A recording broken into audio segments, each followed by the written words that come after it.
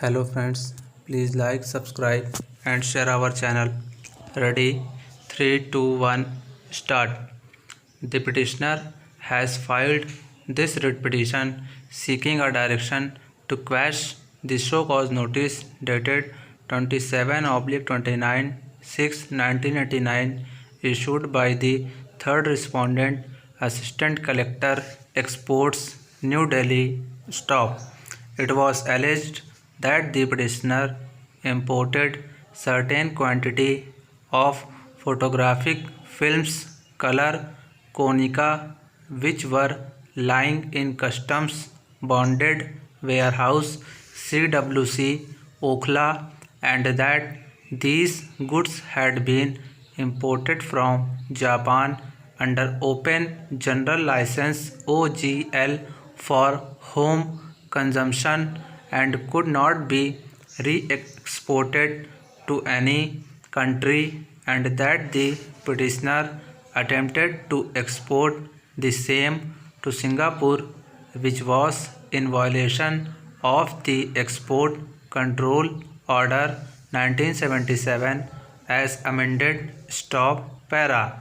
During the pendency of this petition, an adjudication order was made by the Additional Collector of Customs, which is dated 19/7/1989. Stop. By this order, the goods were ordered to be confiscated under Section 113D of the Customs Act 1962, for short, the Act, but the petitioner exporter was allowed to clear the goods for export on payment of redemption fine amounting to Rs 4,50,000 and on payment of appropriate customs duty for ex-bond clearance. Stop.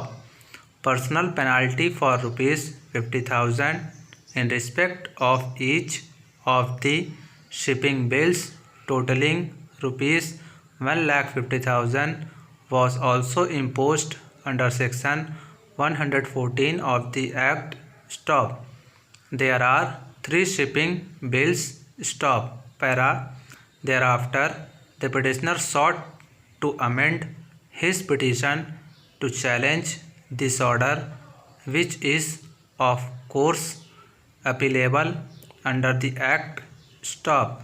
Mr. Agrawal submitted that this order was principally based on a letter dated 25/5/1989 received from the Chief Controller of Imports and Exports CCI&E, wherein he said that goods imported under OGL were for home consumption and should not be allowed to be re-exported. Stop. Mr. Agrawal said this clarification given by the CCI&E was law, and as such the goods in question would become prohibited goods, export of which could not be allowed. Stop. It was brought to our notice by Mr. Lahoti that similar goods had been allowed to be re-exported by the Bombay Customs without payment of duty, and in support of this contention he filed various shipping bills showing foreign produce to be re-exported. Stop. Last such shipping bill is of September 1989. Stop.